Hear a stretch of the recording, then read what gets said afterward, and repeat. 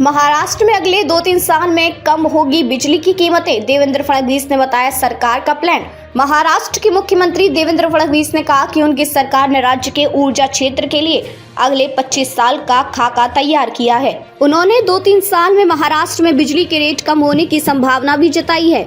फडणवीस ने ये बात नागपुर में प्रेस से मुलाकात कार्यक्रम में कही। उन्होंने कहा कि राज्य सरकार विभिन्न योजनाओं के तहत गरीब लोगों को दिए जाने वाले मकानों में सौर ऊर्जा सुविधा उपलब्ध कराने की योजना बना रही है। बता दें कि मुख्यमंत्री देवेंद्र फडणवीस के पास राज्य के ऊर्जा मंत्रालय का भी प्रभार है और पिछली सरकार में भी ये मंत्रालय उन्हीं के पास था। फडणवीस ने कहा कि ऊर्जा क्षेत्र बेहद महत्वपूर्ण है और हमने इसके लिए अगले 25 साल का खाका तैयार किया है। सीएम ने कहा कि हमारी योजना यह भी है कि विभिन्न सरकारी योजनाओं के तहत गरीबों को दिए जाने वाले मकानों का बिजली का बिल न आए।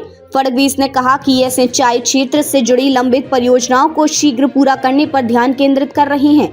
उन्होंने कहा कि विधानसभा चुनाव में बड़ी आकांक्षाओं को और चुनौतियों के साथ हमें जनादेश मिला है। फडणवीस ने 2014 में पहली बार प्रदेश का मुख्यमंत्री बनने से लेकर अब तक की अपनी राजनीतिक यात्रा पर कहा कि लोगों को उनको लेकर कई आशंकाएं थी, लेकिन उन्होंने सभी चुनौतियों का साहस के साथ सामना किया है और उनके ऊपर सत्ता हावी नहीं होती। फडणवीस ने कहा कि बीजेपी का कौन सा मंत्री किस जिले का पालक मंत्री होगा, इसका फैसला पार्टी के प्रदेश अध्यक्ष चंद्रशेखर बावनकुले करेंगे।